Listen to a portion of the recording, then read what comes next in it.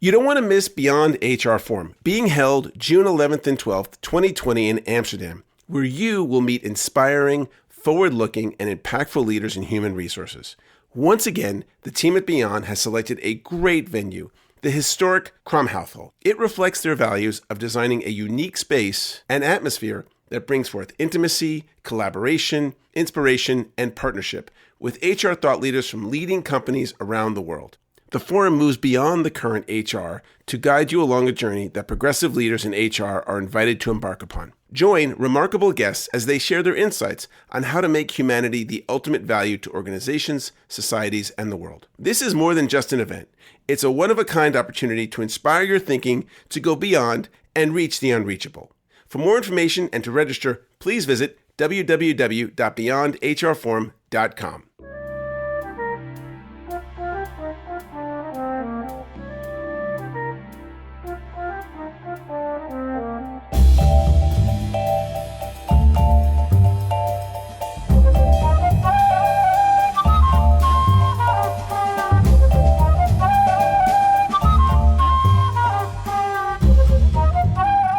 Hi, this is the Lauren Epstein Show. I'm your host, Lauren Epstein. Welcome back to another episode.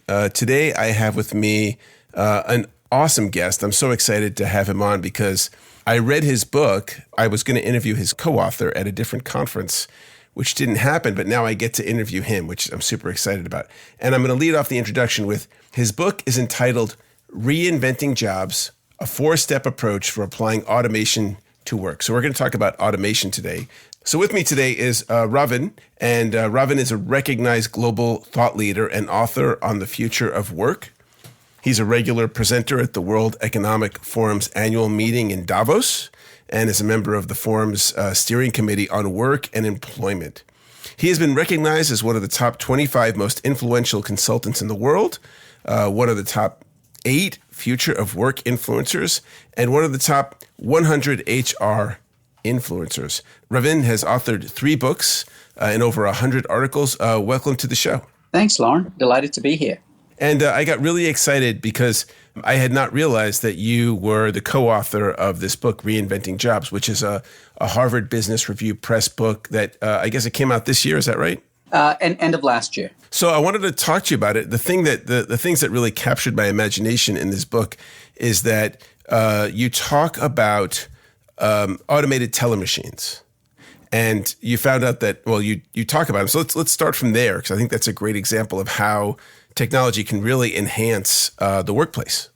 Yeah. And so with the reason we started with the ATM is we've had the ATM with us for 50 years. And it happened to be, when the 50th anniversary when we were writing the book.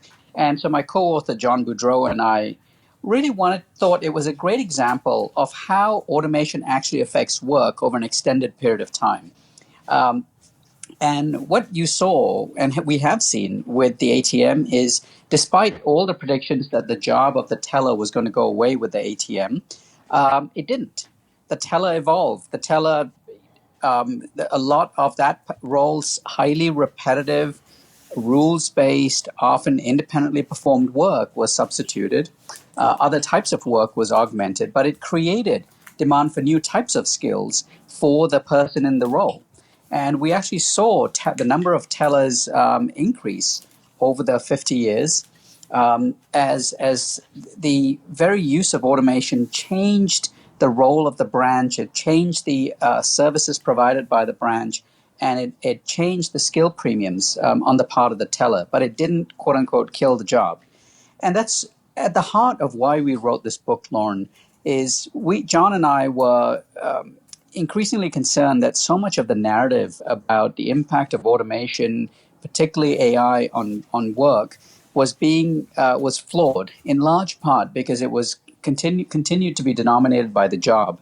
And what we've known over the last 200 years of industrial revolutions is automation affects tasks, and it does, as I said a second ago, one of 3 things. It substitutes, it augments, or it creates demand for new human tasks, but it doesn't destroy jobs. And so we thought the teller example was a great one because it illustrated just that. Well, let me ask, because I think that, standing where we are now in 2019, I can look back and say that, the automation of factory workers created it removed some jobs, but it created more jobs. So like we've constantly been creating more jobs with technology. Mm-hmm. Is it that we're here and I'm here and it feels like this particular time with AI and automation is more fearful? Or is this generally what happens in our zeitgeist through time around change? Yeah, I think that's a great question, Lauren. And we went back and looked at how society has responded to the power loom in the first industrial revolution, to the mechanization of work in the second, to the rise of the information age in the third. And every time you have seen very similar reactions from society. Now, I don't want to say that this time won't be different, but we have seen the exact same reaction in all of the industrial revolutions. So, when people rose up and stoned the Carlton Weavers in the first industrial revolution, you saw strikes and other forms of social disruption in the second and the third. But I think in large part it's because our ability to see what new is coming is so clouded versus, our ability to see what we currently have today we think is being taken away, which is obviously, it's 2020, right? And I think that's the big challenge. But we've seen that again over the last 250 years. So one of the things I thought was interesting, because I'm 54 and I remember going to the bank with my mom in the 70s and having to wait 20 or 30 minutes for her just to get money. And she never had really complicated banking transactions. It was either depositing checks or getting money. And now I know for me, while I don't go to the bank as much because of automated deposits, when I do go to the bank, the line is very short and I can ask much more complex questions and I get a lot more service. For example, now because we have software, we have our own accounting software, I can go in and get copies of checks, copies of statements, kind of get into the more details. And I find that the level of service I get from my bank is much higher than my mom got 30 or 40 years ago.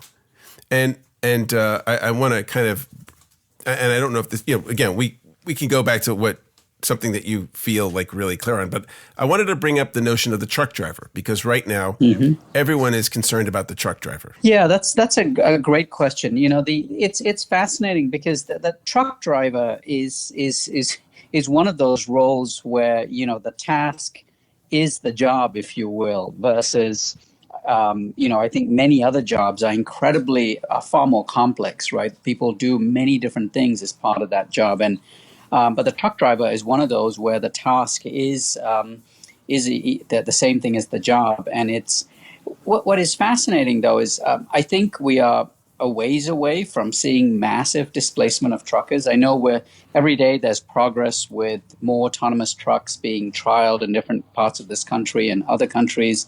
But I do think that the pace is not going to be quite as great as what people fear. And it's what we've seen with technology all along.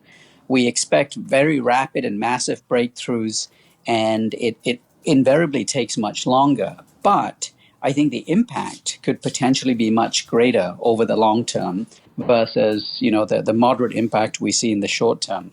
But I do think there is, in the long term, the potential for, many truck drivers to be displaced. And I think specifically it is people involved in long-haul trucking, because the number of variables associated with long-haul trucking are much less than the number of variables associated with, the last mile, so to speak, or delivery in cities, etc.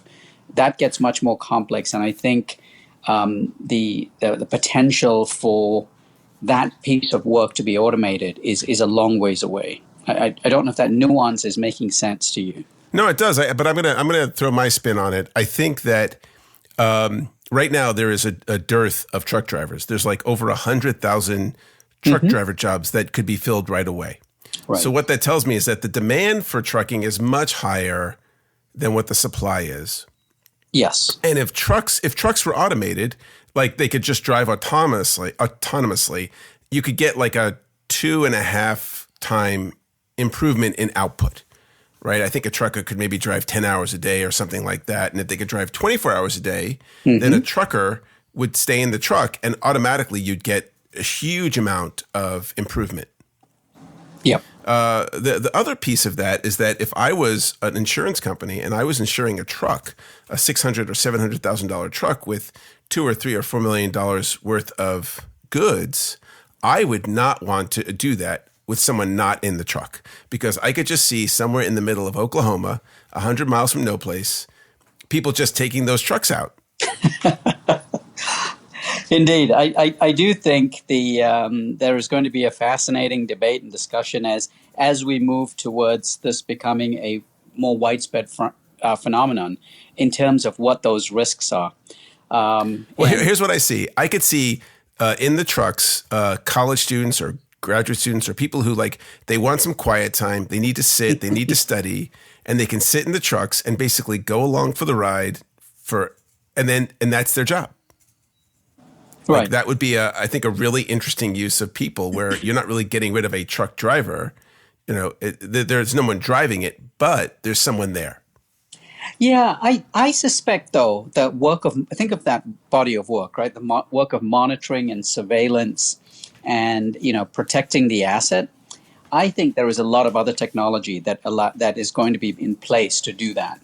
The presence of sensors and the rapidly falling cost of cameras, I think is going to allow you to monitor these trucks on a more centralized location. So I suspect you may be right. In the early days, we may have people just sitting in there to make sure nothing goes wrong. And if something does, that there is a human presence to fix it. But I think over the long haul, as we get more used to it, and as companies build that muscle memory with data, that body of work you've just described will probably be done centrally versus having to be in sort of an on-site presence. Well, I want you to talk about the dimensions, the 3 dimensions that determine automation compatibility. But before you do that, I want to just say that I've seen, I worked in the Bronx, and I've seen trucks hijacked right in front of me, where somebody just kind of gets on the trucker's side and they just take the truck. And so I think unless there was, I don't think you can have, something at the truck so quickly as to deter someone from physically just picking that truck up and taking it. Anyway, but getting to because this I think was the most interesting part of your book in kind of giving business owners the tools to automate jobs, which is the 3 dimensions that determine automation compatibility. Why don't you lead us off with that? Sure. So what you're describing is the first step of that 4-step framework. And so I said at the outset, you don't see the impact of automation until you get beyond the job or the workflow and get into the unique tasks. And so what John and I have done is there are 3 continuums that essentially capture the sort of nature of work.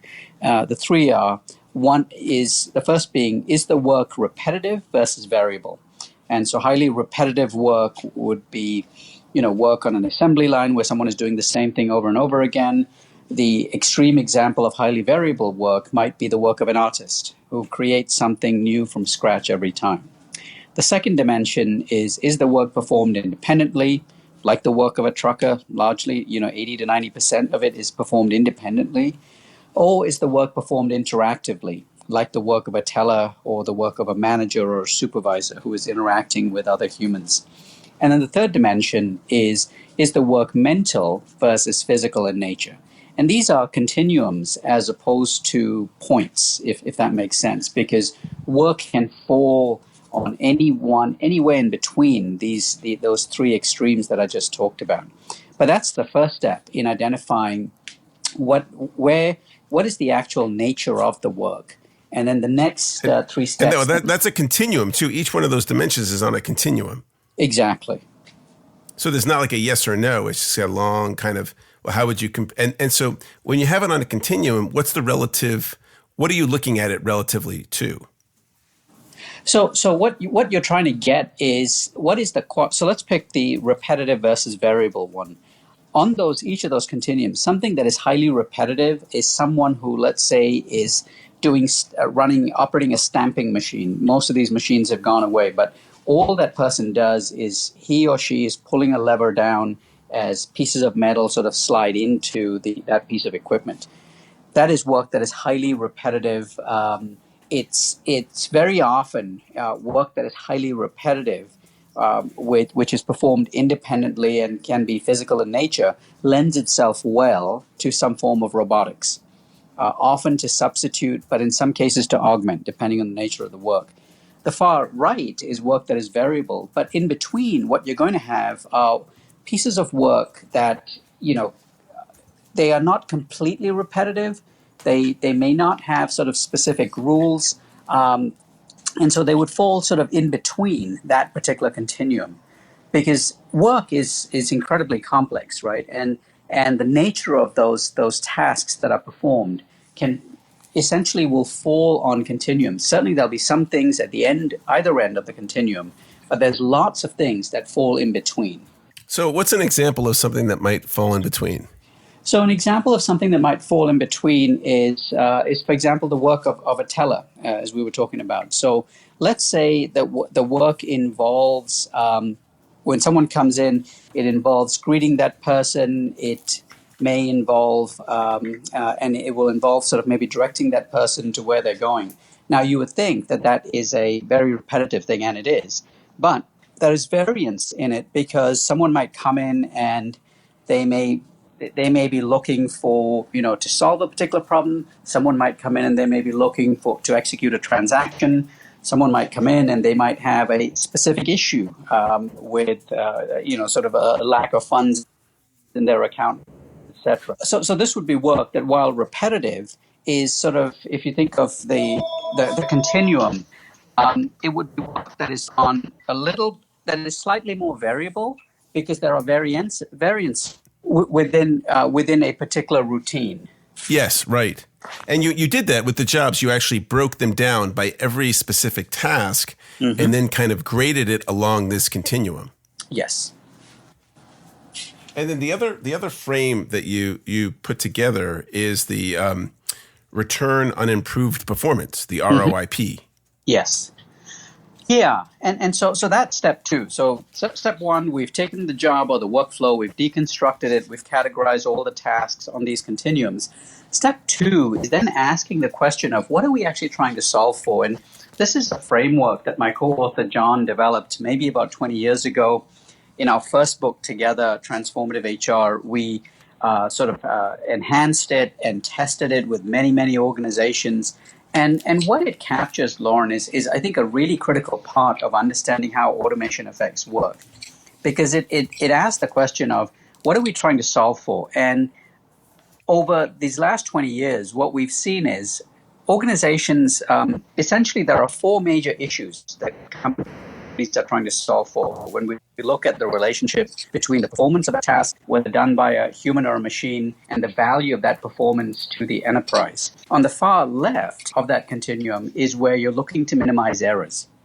And there are lots and lots of pieces of work where you want to minimize errors. So the work of a cashier counting money and handing it to a customer. There's not a lot that you can do to make that awesome, but there is a lot that can that can happen that will make that wrong, i.e. less money. I don't think people will complain about more money, but obviously the bank loses out in that instance. But essentially you're looking at minimizing errors. I do a lot of work with airlines, and the work of an airline pilot, much of the work of an airline pilot falls into that profile, because you need 100% of airline pilots for whichever the airline is you might be taking to operate at that minimum standard. You can't have anyone falling short of that, because the consequences of an error are so great. That second step is where you're looking to minimize variance. So this is typically true for transactional work, for processing work, where you need everyone operating at the same level of performance. There is not a lot of value to investing in getting better talent or making the machine work faster, because of the nature of the work. So variance minimization is that game. The third part of the third relationship we saw was where you do in fact have incremental value from incremental productivity or performance. in that instance, you want technology to sort of help the individual keep improving performance because there's value to the organization. And then the fourth relationship is another unique one. It's where there is an exponential relationship between the performance of the individual or the machine and the value of that performance of the organization. This is typically Can you give us an example of that fourth one? Sure, absolutely. So the two examples would be having a world-class Python developer or data scientist.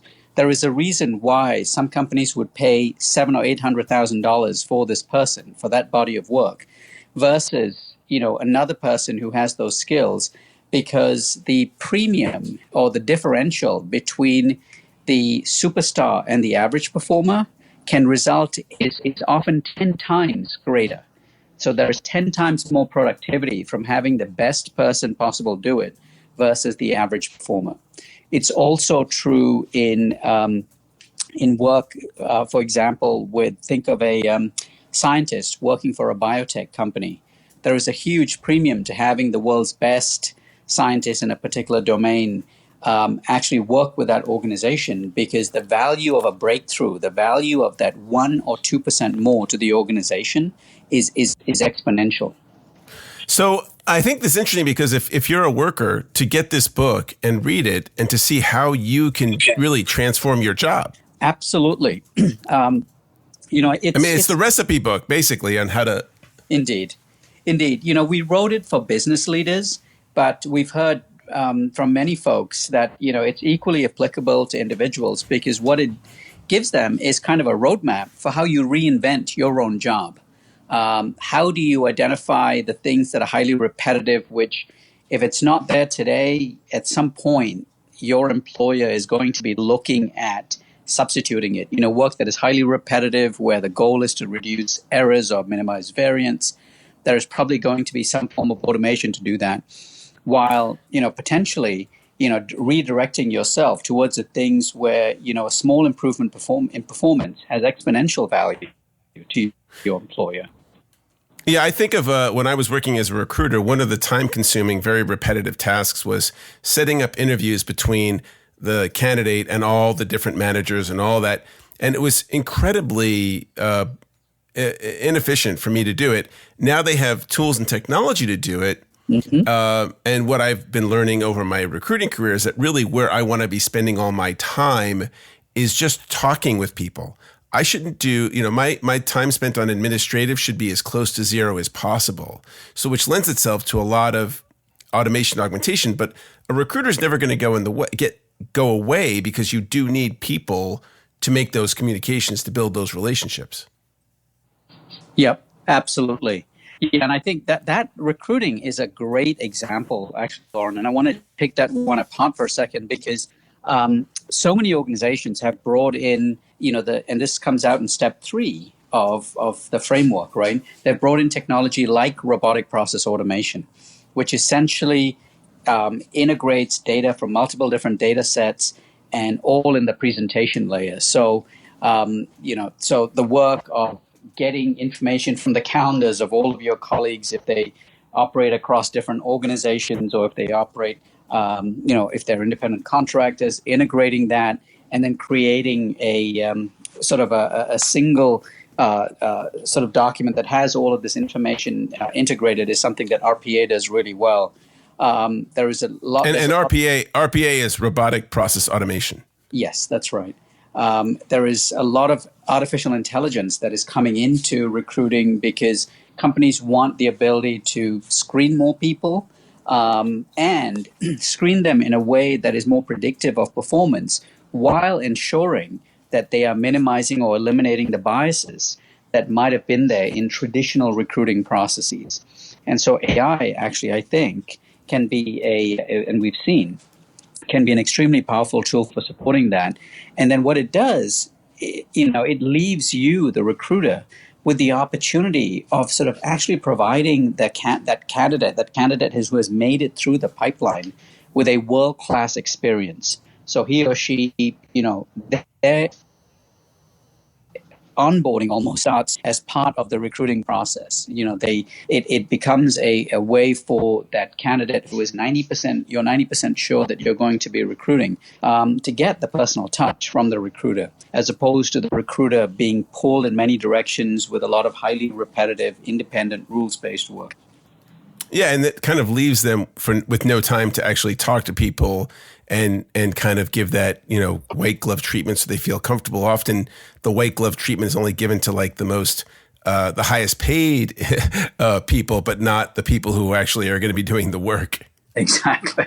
Most people have horrible experiences applying for jobs, which is now, I think, changing in our industry, in that how can we give candidates, people who are applying for jobs, the same experience as when they buy something off of the internet, like a great experience. Exactly. Yep.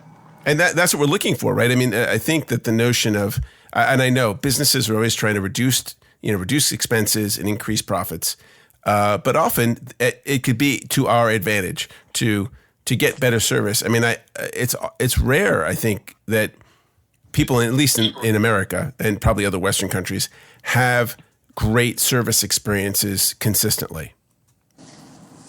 Yeah, no, that's a great point. And I think I'll go back to the teller, right? And that's why I think this framework we found is really useful, because by taking that body of work apart and asking, where is stuff that is highly repetitive, rules-based, performed independently, where we're trying to minimize errors, could we use something like RPA to substitute the work of the human? And, where could we use, for example, artificial intelligence to augment work that is perhaps interactive and variable? We have a great case study in the book, and I love sharing this story, Lauren, because it's a great example to me of the power of AI to augment the truly human skills. This is a retailer in the UK that uses a natural language processing algorithm, and that form of AI can recognize emotion in the voice of customers when they call. And what it does is that within about 10 seconds, it categorizes that emotion on a 2x2 matrix based on severity and nature. And if you happen to fall in the bright red box in the upper right-hand quadrant of that matrix, your call is sped through the 8 other prompts to their best customer care person. And so this is someone who has been specifically hired because he or she has high degrees of emotional intelligence. They can communicate with empathy. And the algorithm actually gives this person a very specific script, and it tells them, use these words, don't use these other words, based on, again, its classification of that emotion. It had a dramatic impact on the ability of the organization to retain its most at-risk customers. And I think a great example of the power of AI to augment the truly human skills of this individual. Yeah, I mean, I like that. I mean, I read an article, I read this book, I've quoted her several times, but Peggy Flanagan, who wrote a book on women in the workplace. And in one of the stories, she was interviewing a manager who was giving a review of one of her employees, and she gave them a low review. But she had forgotten that the person was on maternity leave for some point, and the automation in the technology that she was putting this review in said, hey, this person was on maternity leave. I hope you didn't forget that. And also usually you give her much higher ratings. And it was like a really nice thing because, we're so, human beings, our brains are so not really good about that kind of stuff, right? Absolutely. So you can, and that's a great use of technology. And I'll get back to my prediction of truck drivers. I think if you owned a trucking company and you got a 2x improvement in productivity, my God, you'd be happy about that. Like that would be, phenomenal and keep you happy for quite a while. So I think maybe with other, as the ideas in your book and others kind of get adopted in businesses, that we can start to increase productivity, but also increase the delivery and the quality of service. Yep, absolutely. I mean, you're talking about airline pilots. I mean, not that it happens often, but, airplanes crash. Sometimes it's the fault of the pilot. Right? Yeah. And that's the... And in fact, it's documented that most of the last crashes, setting aside some of the issues that we've seen of late with the Boeing Max 8, but if you look at the last few crashes with over the last 3 years, most of them were down to pilot error. It was pilots overriding the control systems of the aircraft that caused the aircraft to sort of to get into trouble. And it's fascinating because the technology for completely autonomous aircraft is here today. It's been around for a while. We see that in the military, but I think the biggest issue with the adoption of that, and I think the same thing with the autonomous trucks, like as we talked about a second ago, Lauren. The biggest issue with adoption has been the resistance of the public. And it's going to be fascinating to see how these technologies, I think the technologies will be very far ahead. I think it's human resistance that maybe will hold back their deployment.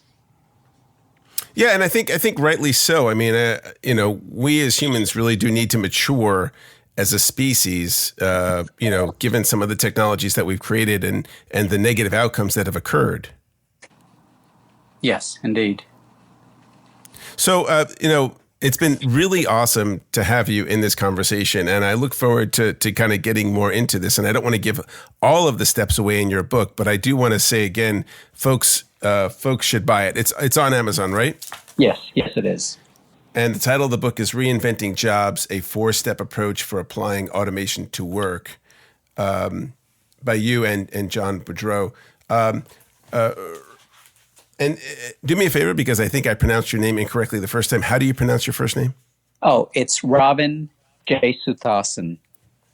Great. So, Ravin, thank you again. And how can people find you if they want to connect with you directly? Oh, I'm on LinkedIn, and I'm also on Twitter. So quite easy to find. So on Twitter, it's at Ravin Jesuthasan. And then if you look up Ravin Jesuthasan on LinkedIn, I don't believe there's anyone else with that name. That's great. Awesome. Well, Ravin, thank you so much. You've been listening to The Lauren Epstein Show. I'm your host, Lauren Epstein, and we hope to see you at the Beyond Forum Conference in June of 2020. Check out beyondforum.com for more information. And thanks again. Have a great rest of the day, Ravin. Great. Thank you, Lauren.